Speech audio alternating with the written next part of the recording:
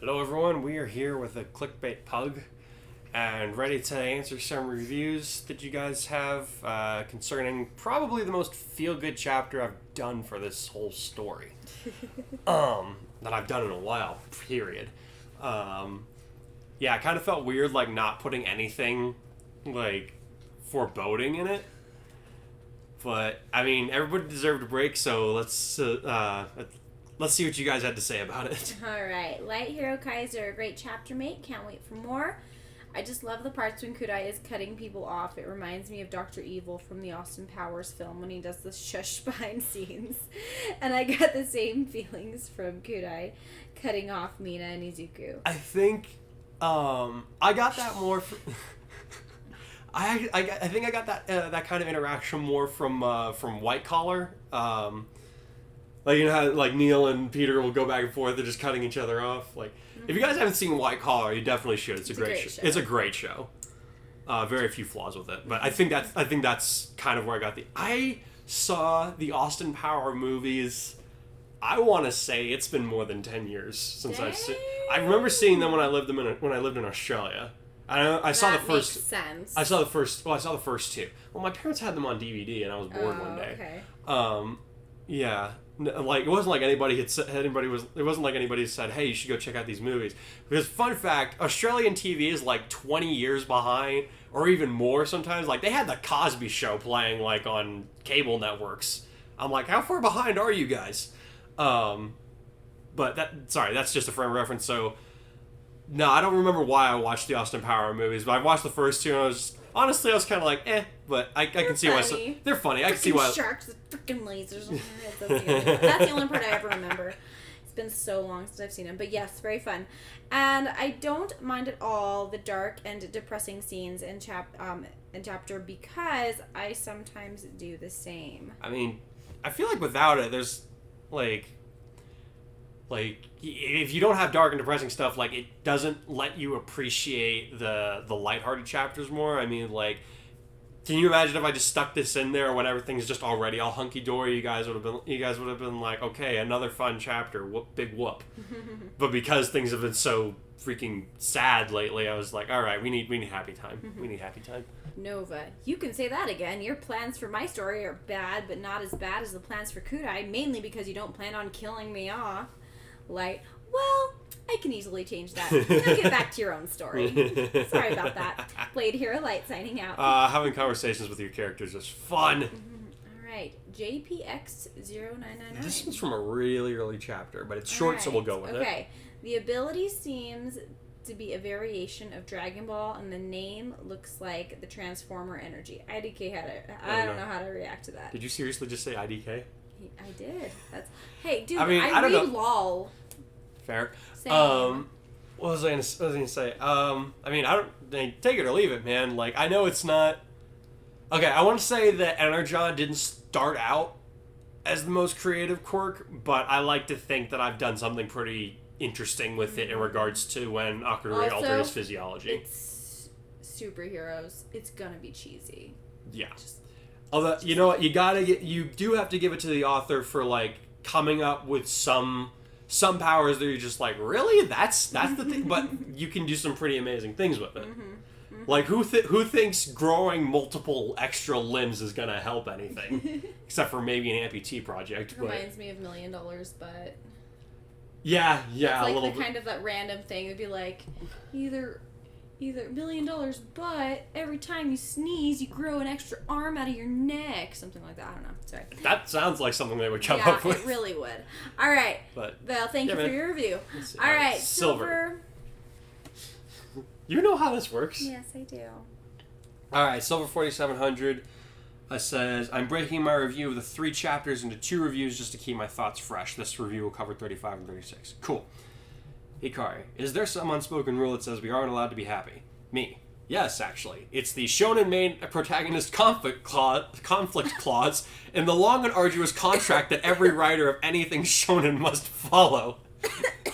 Hikari, wait, what?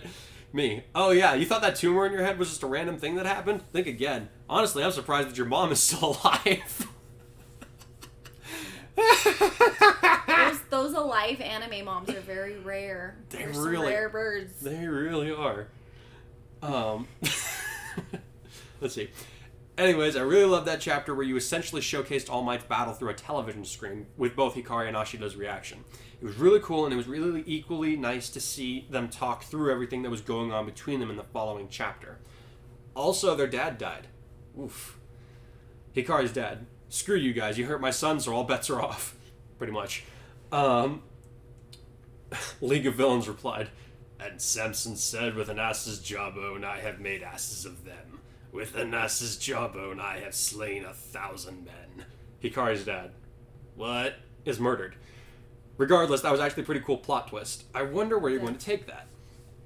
Honestly, with how much there was, I didn't really have that much to say regarding these two chapters. I just really love the character interactions, especially between Ashido and Hikari in the dorm room scene. That was fun. Me, burst into the UA dorm lounge. Did you guys see the internet? Kirishima, how the heck did you get in here? Me, opens my phones too. So I'm going to try and do a J. Jonah Jameson impersonation here. Let's see how... Let's see, I'm curious. Let's see how it goes. We have All Might battle a mysterious villain that levels the entirety of Kamino Ward, leaving several people without homes and even more injured with an inordinate amount of medical bills. And how exactly does UA, the school that is most associated with All Might, react? By spending their budget on what equates to a mansion for their star students. Do you have any idea how much accommodations that costs in cities these days? They could have spent the budget on assisting the people and damages left behind in All Might's wake! Anyways, have a good one, and my second review will be in soon. How was that? It wasn't bad. Wasn't bad? The intonation was right. The intonation was right. For sure. I didn't want to be, I'm trying not to use my gut voice because... Because your voice is a little too deep. He has a little bit... He gets a little more hysterical, I feel like. Yeah. I was trying to go for that, but there's only so much... You don't want to break the mic and my ears because you're a very loud person. There's only so much I can... But the intonation was right. Okay, cool. Good. That's more what I was focusing on than anything. Yeah. But I need water after that. I don't blame you. My turn? We got another one from Silver. Sorry. It's fine. Let's see. Alright, for chapter 37, the most recent one, he says, Hikari, man, this double date night was a success. Silver, if you were wondering about a team name, if you're going after the League of Villains, then technically you would be avenging your father's death, so technically you could call your team the Avengers. Not a bad idea, actually. Hikari, wait, what? What does the League have to do with my dad's death? Silver, nothing. Wait, grabs binoculars. Ah, crud. It's Izuku and Ochako. Mina, what about them? They are going to the place that couples who can't properly talk about their feelings go. Hikari. Ah, crap, what have we done? Meanwhile, Ochako. We'd like to buy one child, please. Why stop there when we can have two? Good idea. If they have a discount, why not buy them in bulk?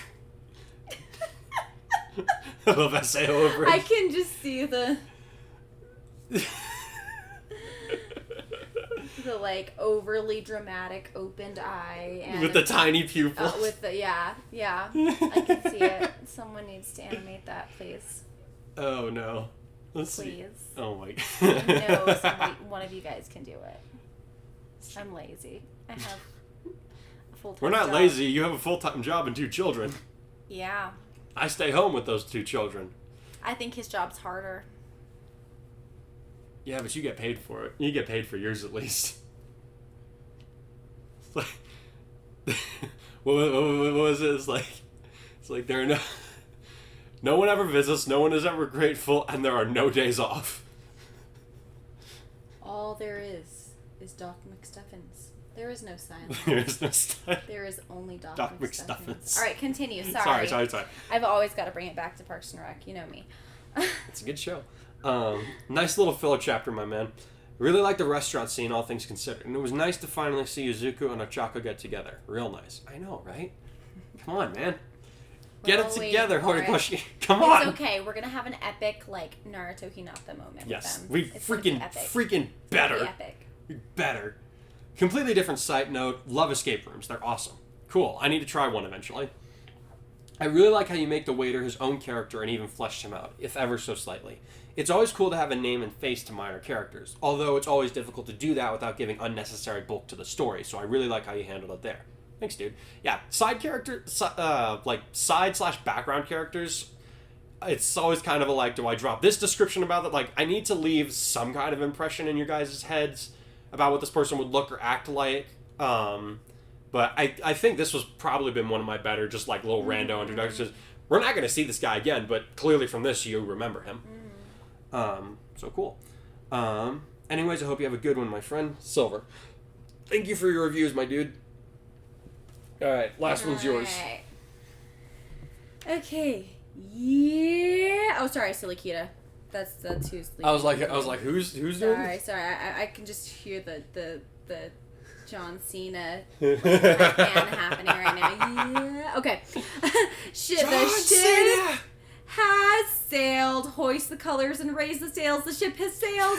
Sorry about that. I'm just so damn happy right now.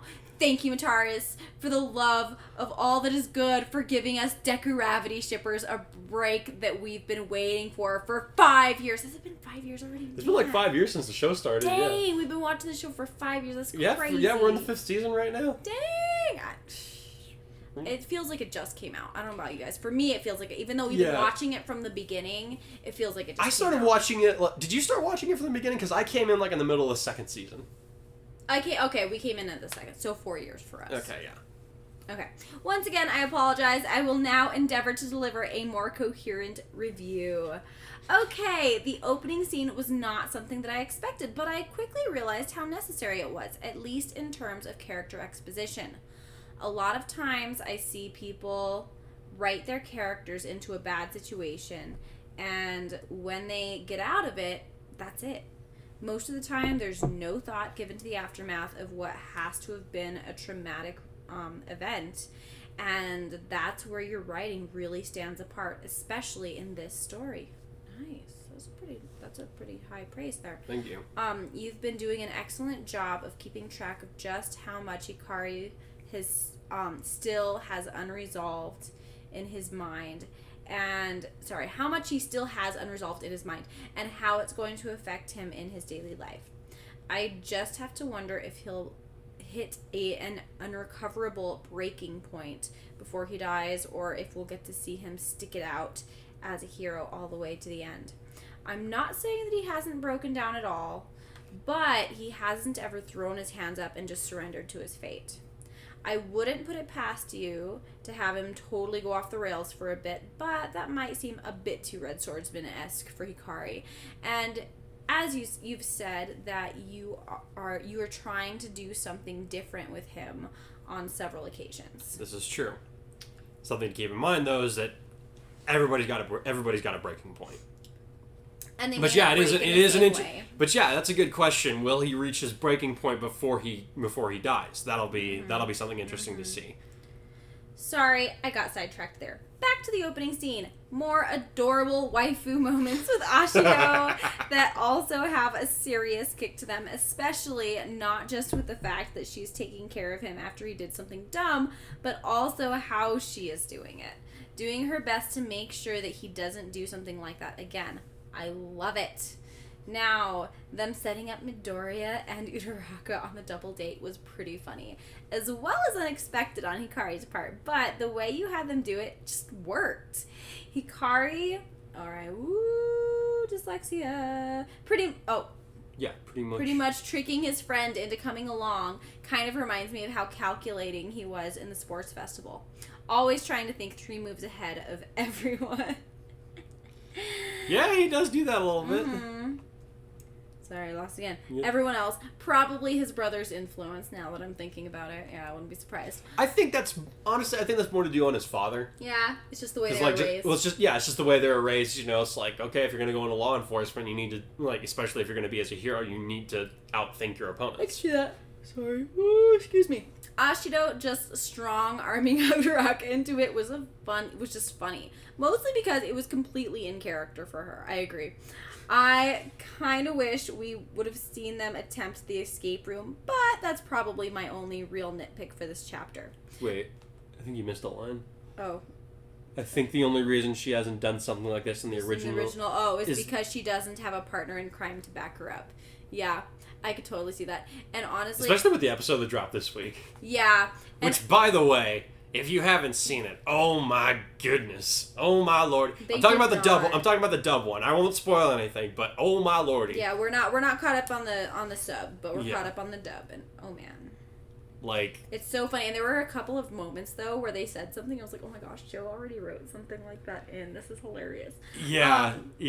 It was totally by coincidence. I was like, did I write something meta ahead of the schedule? What just happened? There were a couple little details. I don't even know. Like, because I know about some of the events in the manga, but like I haven't seen like any of the dialogue or any of like the like little details and stuff. But there was just a couple things that stood out where I was just like, wait, didn't I already address that? Yeah, and it's like, because, you know, I've seen your outline, because he has a big master outline of how everything plays out. He just needs to go back and, like, tweak and make it look good and flow. But it's so crazy because I'm thinking back and I'm like, oh my gosh.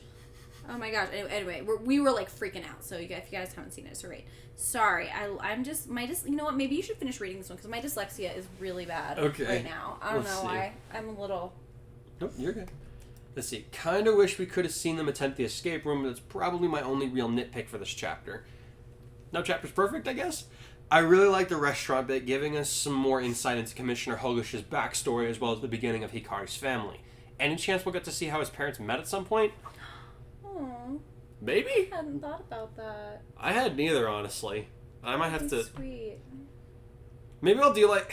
You have to.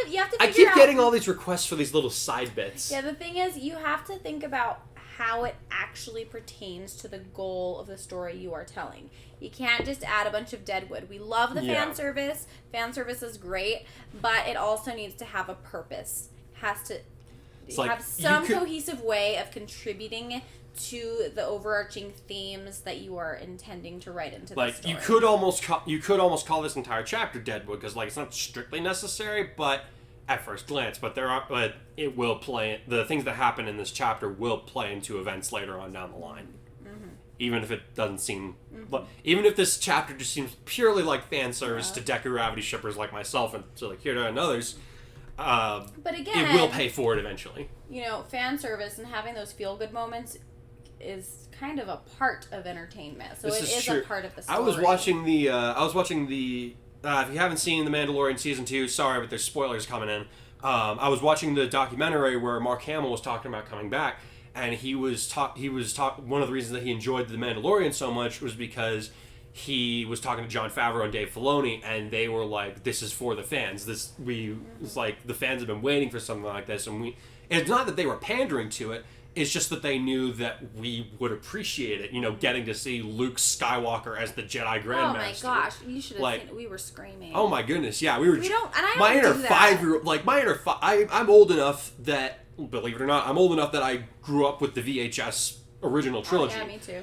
And just to see Luke come down the hallway. Oh yeah, and I was like, my inner 5-year-old self could not be contained. I was actually jumping up and down on the couch and yelling at the TV. I don't cuss, and I'm trying not to drop the F-bomb in front of my son because it was Luke freaking Skywalker. Yeah.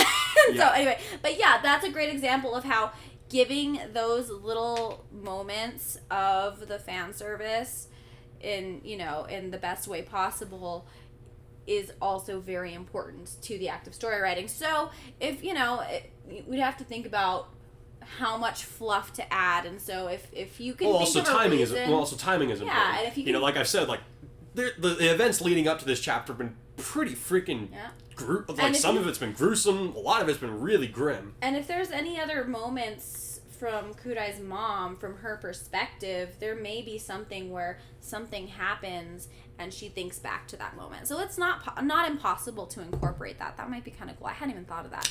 But anyway, sorry, random rabbit trail. Sorry, guys. You know me. Any excuse to talk about Star Wars, and I'll freaking take it. Oh yeah.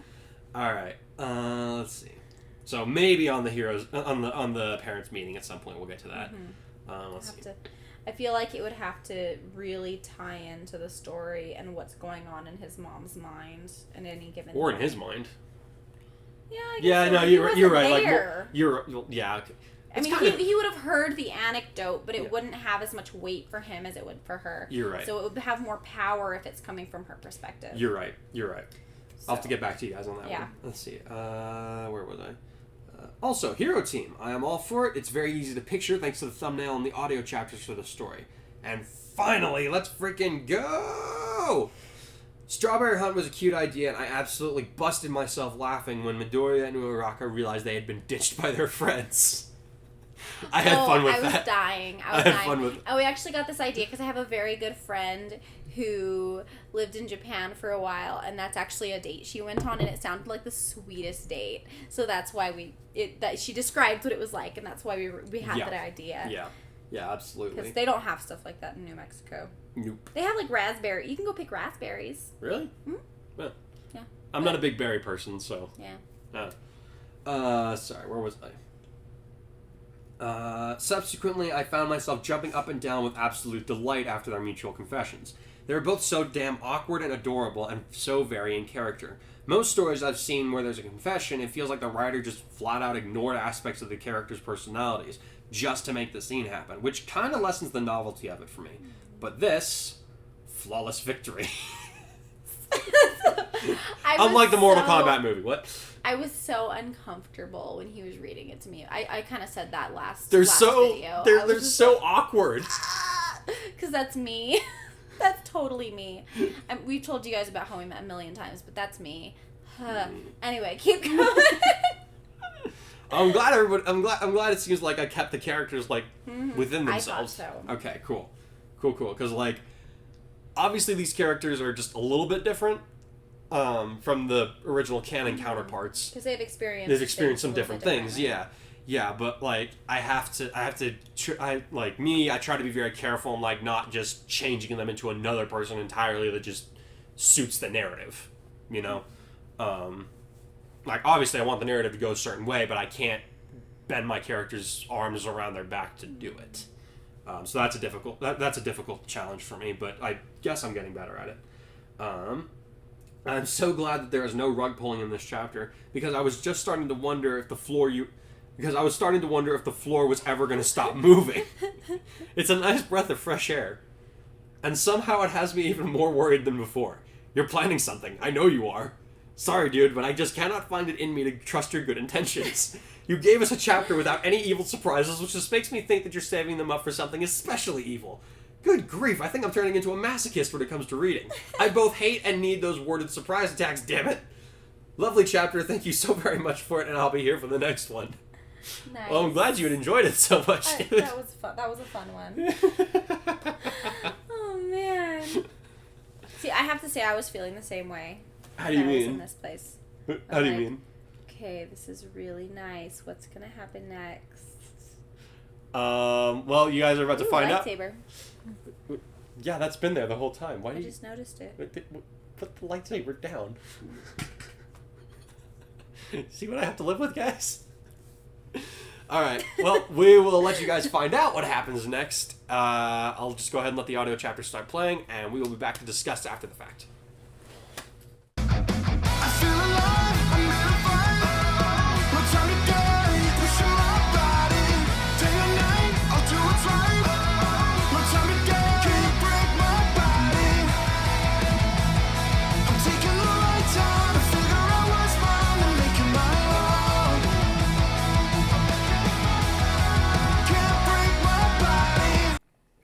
Make your move.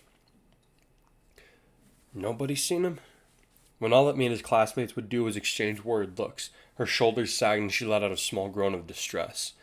She had woken up that morning with a smile on her face, ready to face the challenges that UA would throw at her as she and her friends began their lives as dorm students.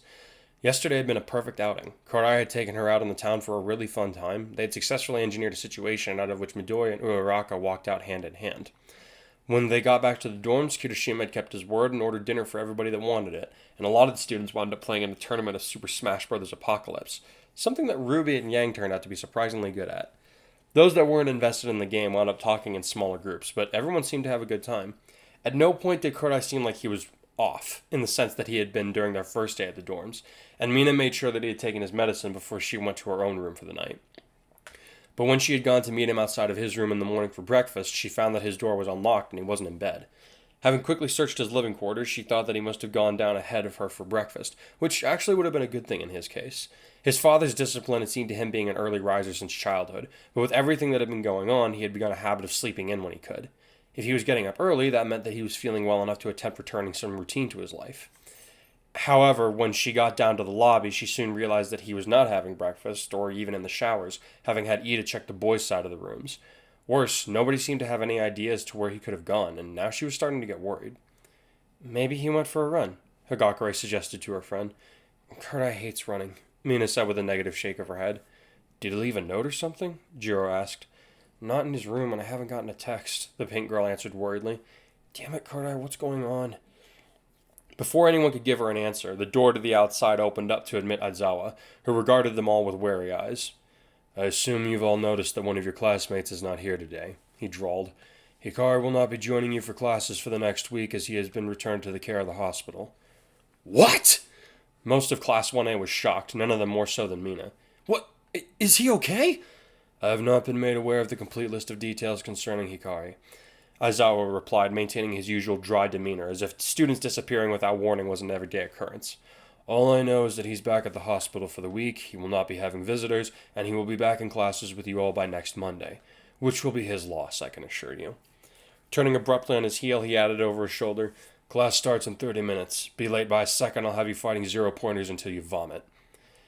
As he left behind a stunned class, Mina rubbed her shoulders unconsciously, worried for Kurai threatening to overwhelm her. Did one of his cuts get infected? She wondered frantically. Is he being put under another psych test? Should I have let the teachers handle his episode? Did I wind up hurting him more? Mina. The pink girl flinched at Uraraka's touch, both her and Midoriya looking concerned for her well-being. Hikari's going to be fine, I know it. Like Mr. Aizawa said, he's going to be back by Monday, and it'll all be okay. Yeah, but I wish I knew why he had to go, she said miserably. This is going to be a terrible week. Try to keep your spirits up, Kudashima said encouragingly. Hikari's come out through worse stuff than any of us, so I'm sure he's fine. And when he comes back, I'm sure he's going to want to see you smiling at him. Can't have that if you're all bummed out, can we? His words lifted her spirits a little, but not enough to make her smile. Interestingly enough, of all people, Ida was the one to say what she needed to hear. He quickly walked up to Mina with a stern look on his face before saying, Kurai once told me that you push him to be a better hero, even when you're not around him, and I finally believe him. He's changed a lot over the course of this school year. Not all of it has to do with the hardships he's had to suffer. In fact, if it weren't for you, I imagine he might have given up on being a hero some time ago. So I'll ask that you return the faith that he's put in you by having some faith in him, whatever his reasons for not being here are. She blinked at him a few times before she cracked a tiny smile and said, Thanks, Ida. Drawing herself up a little, she managed to say more forcefully, You're right. I should believe in him. And when he comes back, I need to be able to hold my head high with everyone else instead of just getting behind because I'm worried about him. Ida gave her a genuine look of approval before he turned around and called out, You heard, Mr. Aizawa! Get in your uniforms and be ready to head out to class in 10 minutes! Dude, class doesn't start for 30 minutes, Kaminari complained. We don't gotta leave for like 25. Yeah, if we leave when you want us to, we'd be 15 minutes early, Yang called from where she was reclining on the couch with a cup of coffee in hand. No class is worth being that early. It's always better to be early than on time. The students received Aizawa's instructions later that day with mixed reactions. According to him, until the normal school semester resumed, they would be focusing on enhancing their powers with minimal bookwork involved, both physically like they had during the summer camp and technically, with some help from the other pro teachers and the support course for their costumes. This meant fewer headaches from studying so much, but it also meant they were going to be hurting everywhere else too. Personally, Mina preferred this outcome. It was a much better way to ease back into school life than she had imagined it would be. She wasn't the only one either. A lot of the students, especially the sisters on Team Ruby, were eager to see how their powers had grown since their events of the summer camp. At the time, they'd just been spending each day trying not to get themselves killed from their exertions, never paying attention how much their quirks might have changed. Apparently, their goal was to obtain their provisional hero licenses by summer's end, which would more or less allow them to use their quirks in public without putting their teachers' jobs on the line whenever the League of Villains showed up next. Aizawa didn't explicitly say this, but most of the students felt that it was assumed. Their licenses would also enable them to work with fully licensed heroes as paid interns, act with their full powers during emergencies, or even work with the police on their request. Their teacher made it very clear that he expected all of them to pass, despite the 50% failure rate that made it clear just how tough this was going to be. Some could argue that he was being a little too demanding, seeing as most students wouldn't get their provisional until the second or third high school year, but that was UA. They expected nothing but the best from their students, which meant that they were all in for a hell of a workout. starting to see why Mr. Aizawa said this was going to be Kurai's loss, Mina thought. The amount of training that they could get in just a week would still put them on an advantage over the crippled boy when he returned to study alongside them again. Aizawa, Ectoplasm, Midnight, and Cementos had taken them to a facility called Gym Gamma that the blocky hero could pretty much reshape as he pleased. He designed it so that he could create unique obstacles for every student in class as needed, and Ectoplasm could spawn enough replicates to spar with each student individually while being linked to the original's mind. Aizawa and Midnight would wander the gym while the students worked to enhance their ultimate moves. The pros explained that they wanted each student to develop at least 2 moves unique to them and their quirk, ideally before the test came along, something that they could only accomplish with their power, though it didn't necessarily have to be an attack move. When Ida questioned them on it, Ectoplasm pointed out that Ida's reciprocal burst granted him blinding speed without necessarily being a direct attack, which made the class president nearly weep with joy for some reason. Having given his students their task, Aizawa set them to work, making sure that they each had their own space to practice. The American students, many of the others were fascinated to see, were quite adept at using their weapons to enhance their powers and complement their individual fighting styles. Yang was clearly a brawler, but she took it to a whole new level when she donned a pair of yellow gauntlets that doubled as shotguns or mini grenade launchers, depending on the type of ammo that she used. Her hero costume caught the attention of several boys in their class, and it was clear that she enjoyed it in between rounds of blasting Ectoplasm's clone.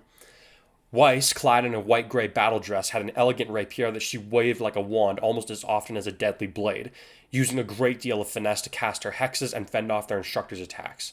The sword had various cartridges, each one somehow loaded with a different elemental energy that she could channel through her glyphs, though she refused to say exactly how it worked. Family trade secrets or something like that. Blake's costume seemed to lend itself toward a bit of sex appeal on first glance, but the long coattails attached to her shirt added extra movement to her form, making it harder to tell when she had phased and left behind a shadow in her place. It also helped to conceal a collapsible katana on her person, one that doubled as a handgun. As if all that wasn't enough, Ruby Rose's weapon really took the cake when it came to capturing an audience. The collapsible scythe was more than twice her size, but she wielded it like a pro, without any hesitation or imbalance on her movements. She was a true prodigy with the equipment, able to take on multiple ectoplasms without breaking a sweat, and not once had she fired a live round from the scythe, because of course it doubled as a firearm, except during target practice. The long shaft of the monster blade wound up being the barrel of a sniper rifle, one with enough power to punch through a couple of feet of concrete. Aizawa insisted that they practice without their weapons as often as with, saying that no hero should be as good as his gear. If you ever find yourself in a situation where you can't use your weapons, then you need to be able to still fight competently. Don't become a one-trick pony. This had irritated the girls, but they complied with his orders regardless. So it went that the students of 1A began to work on developing their signature moves. Some of them, like Bakugo and Ida, already had a solid idea of what they wanted their moves to look like, but for the rest of them, it was a little trickier. What can I do that says me? Mina wondered on the second day that she started her usual warm-up exercise with secreting acids of various potency from her hands and watching the effect that they had on the stone around her.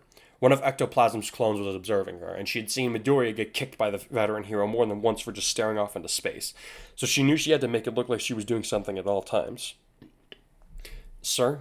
she asked as she settled on a variety that she was comfortable using for a while. "I feel like I'm kind of stumped." "How so?" the man's garbled voice replied.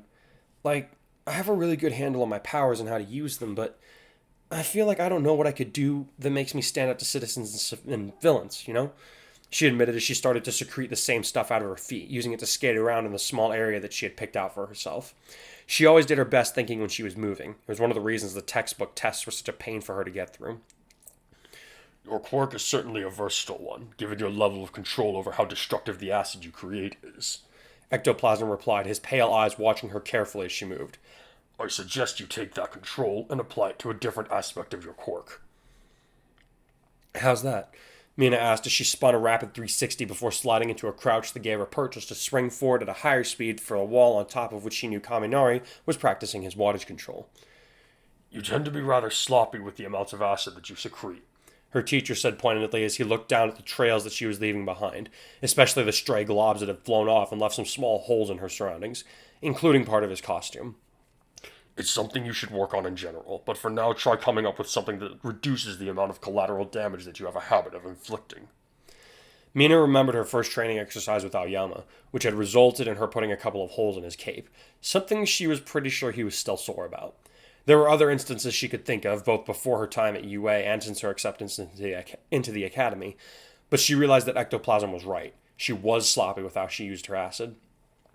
Even as this was going through her mind, she slowed herself in front of the wall, swung her left leg up, maintaining the lem's momentum as her acid carved a groove in the concrete, while pivoting on the other foot and using it as purchase to slide away at an even higher speed once her leg had returned to the ground.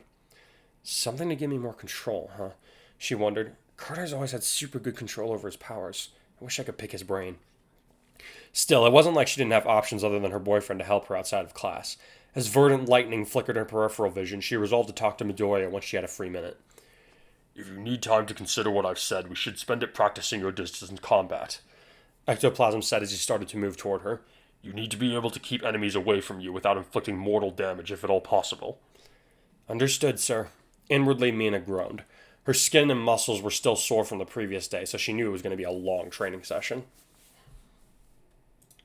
4 days passed without any word from Kurai, and in spite of her best efforts, Mina felt worry creeping back into her. It didn't help that the only response she'd gotten from Akurui when she tried to ask him about what was going on was that Kurai couldn't have visitors in the hospital, and even his access to his brother was limited. Whatever was going on, it had to be something serious if that really was the case. Other students had been excited to start upgrading their costumes, but Mina didn't really put too much into relying on support items other than her shoes, and there was no room to improve their design just yet, as far as she could tell. She wished that she could have had something extra like that to distract her from missing Kurai, but it seemed that she had been dealt an unfortunate hand in that regard. The girl was finding it harder and harder to keep her upbeat attitude going the longer that Kurai was away from her, and now she started to realize why he had been cautious about getting into a relationship with her in the first place. So far, at least we've been able to face stuff together, she thought as she walked into Gym Gamma with the rest of her classmates, ready for another day of intensive training. It was difficult, but we could lean on one another. I really hate feeling alone without him. It was unsettling, realizing that she no longer felt quite like herself without her significant other. Mina had always been self-confident, despite the insecurities that had developed due to her brother's accomplishments and the way that society tended to look at the odd girl with the horns and pink skin. But now she felt an unease in her stomach, a tension that just wouldn't go away, no matter how or who she tried to relax with. It just felt wrong to be apart from Kurai. Not even physically, just emotionally. I wish I could at least talk to him, she thought even as she drew her hands to her side like she had seen Kurai do dozens of times. Okay, I think I've got an ultimate move, she said to Ectoplasm, giving no signs of the turmoil that she was wrestling with. Acid Geyser! Thrusting her hands forward with her wrists kept close together, she sent out a spout of corrosive enough to eat through the stone. But it only flew about a foot in front of her before the heavy liquid succumbed to gravity and fell on the floor, creating a small basin in the concrete. That's not supposed to happen. Trying to hide her gape as best she could, Mina grinned at her teacher and said, It's not totally there yet, I know, but I'm onto something, don't you think? After all, the acid stream had been pretty controlled when she created it. She just couldn't put enough force into the secretion to make it like Kurai's Kamehameha just yet. Instead of looking unimpressed like she had expected, however, Ectoplasm actually nodded a couple of times before he said, Not bad at all. If that is the route you want to take, try compressing your fingers to make a hose or a nozzle. Mina perked up when she realized she wasn't about to be lectured, and quickly made the adjustment that her teacher had suggested.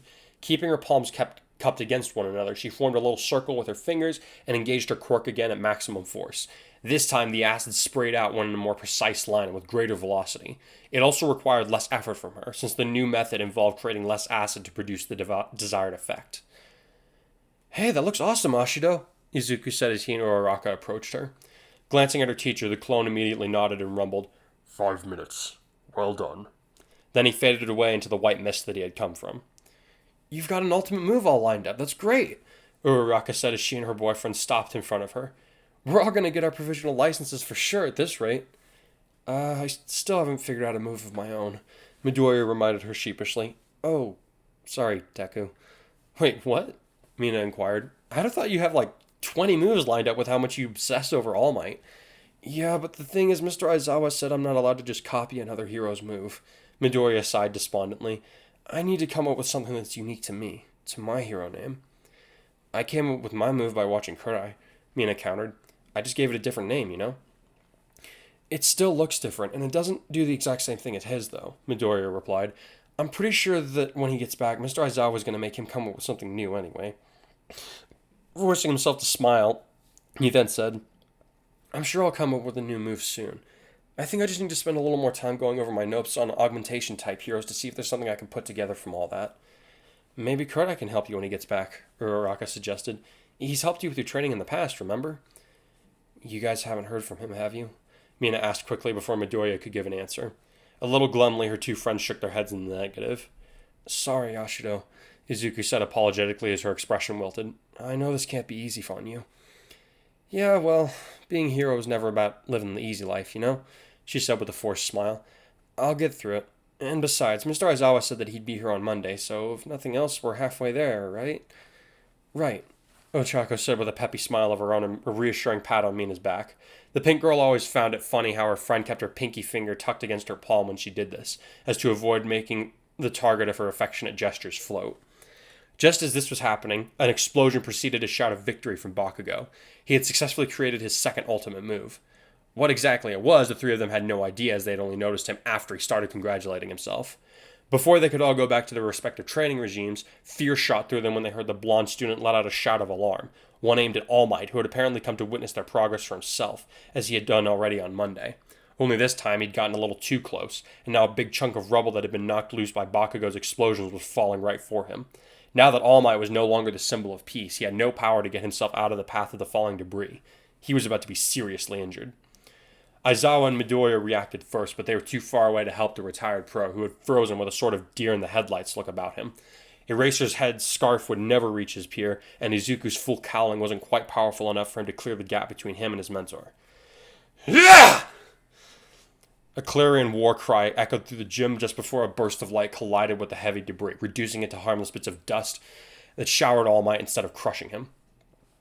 Midoriya skidded to a stop next to his teacher as the older man turned around, both of them stunned by what they saw. Bakugo froze when he saw who had saved All Might, while Mina and Uraraka ran after Midoriya, wanting a better look at what was happening. When they got a clear view themselves, they also stopped in place, their eyes wide with surprise. So, the familiar voice said as the other strode in confidently, his body clad in blue and orange. The last time they had seen him, their friend had been moving carefully, not wanting to risk injuring his arm any further than it had been, or triggering the phantom pains that had plagued him so badly. Now he stood tall and strong, ready to take back his place alongside his classmates in UA High. Slowly, he raised his right arm and flexed the shiny fingers that were attached to the fully robotic limb that started at his bicep and then clenched them into a fist with a sharp clang. Kurai grinned at his dumbstruck friends as he asked, "What'd I miss?" Ultimate moves. Damn it, I knew Mr. Aizawa was going to do something cool while I was gone! Alright, so, nothing really bad happened in this chapter? He just gave you some anxiety. Just a little bit. And me too. I'm building the suspense. Yeah, so we have poor... That's what my friend and I say whenever we're playing each other in Halo. Like, one of us will turn on stealth mode or whatever, and we'll just wait for the other one to walk by. And for whatever reason, we decided to play... It's just the two of us. We'll play the big maps. We'll go minutes without seeing each other, and then we'll just be like teasing each other over Discord. We're just like, where are you, man? I don't know. That's what I'm asking you, dude. I don't like this. Where are you at? I'm just building suspense.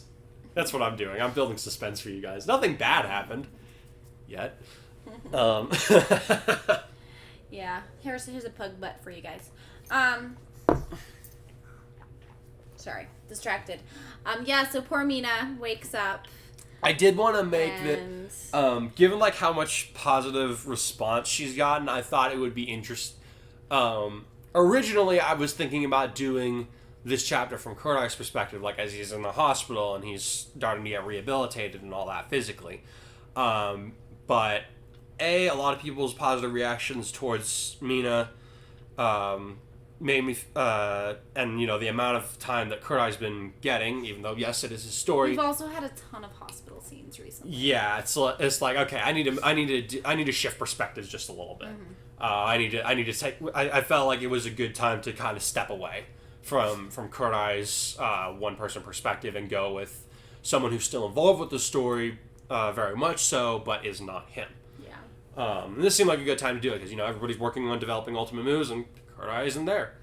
Yes, and then we have the very typical Aizawa announcement that he's in the hospital, which freaks Mina out, and I'm sure everybody else. But thankfully, before she has a chance to freeze, she has her friends who are there to support and be like, I kind of thought it would be. okay. I thought it would also be a good time. Like, it was like Ida's respect for Ashido has grown a little bit, but I thought this would be kind of a nice time to cinch it, cinch it a little bit. Yeah, so it's like they're in this together. They're teammates, like they're classmates. They're worried. They're both worried about him. Mutual best friends. Yep.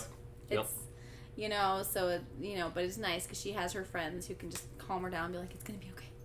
It's like, got this. It's like, we know where he is. And there's we know nothing he'll be we back. can do about it by worrying, so we need to focus. Hey, you nasty. Yeah. You nasty. Look at that guilty face. You can't see without the eye. Look at her. A little sigh. Okay. Anyway, you nasty. Someone needs to make that meme. Anyway, so we start working on ultimate moves. Yep. And, we kind of touch on Mina being like kind of having this moment of realizing she's been so wrapped up in what's happening to Kurai that she hasn't really been taking any time to self-reflect. Mm-hmm. And now she's being forced to do that because she doesn't have him around. Yep, so she has to still be an individual, which is important because I think a lot of times when characters get into relationships, you tend to lose one of the characters in the relationship. You just mention one with the other so often that they almost no longer have their own individual. Yeah, I love Hinata as a character, but I know a lot of people who do not like her because so much of her character is wrapped up in her relationship with Naruto. And it's really important, and there's I think there's a lot of other examples of that in literature. But I think it's important for Mina, she's still a really cool character. Yeah. And she's still, her own person. She's very capable. And she needs to be able to function as her own person, even if Kurai's not there.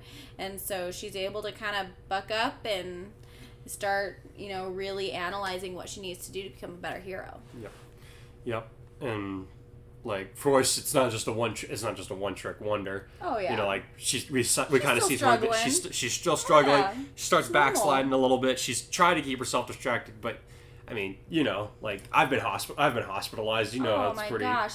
And it was so funny because when she asked his brother and his brother wouldn't give her any information, that totally reminded me of something I went through because when we were teenagers and when he was first hospitalized for his bipolar, no one would tell me what was going on. So he disappears. I don't know where he is. And then I call his brothers and they're like, I emailed his brothers. No, I emailed you. And his brothers responded. They're like, oh, he's in the hospital. He'll be fine. I'm like, what?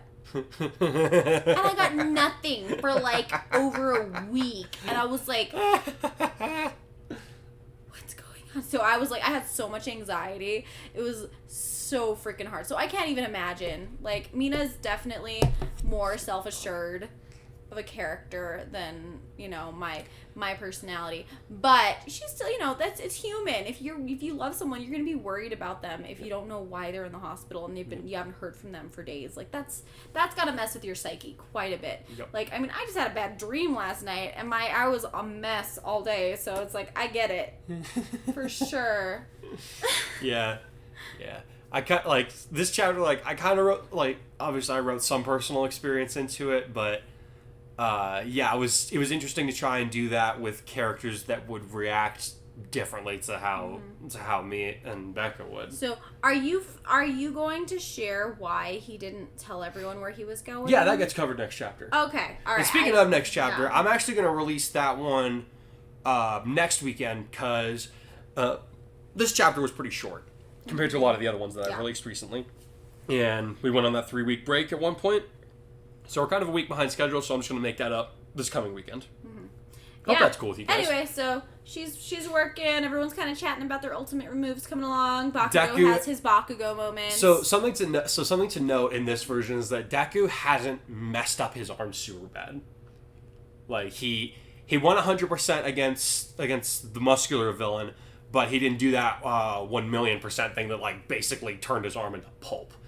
Yeah, because he was able to tag team. Because Yang tag teamed it with him. She was able to deal the final blow. His arms still has some scars on them, but they're not to the point where they're getting abused. So I thought that it would be, but I didn't want him to still I still want his shoot style to come into effect eventually. So I had Aizawa kind of bring up the point that it's like, if you just copy All Might, no one's ever going to see you as you. So they're still trying to encourage him to do his own move.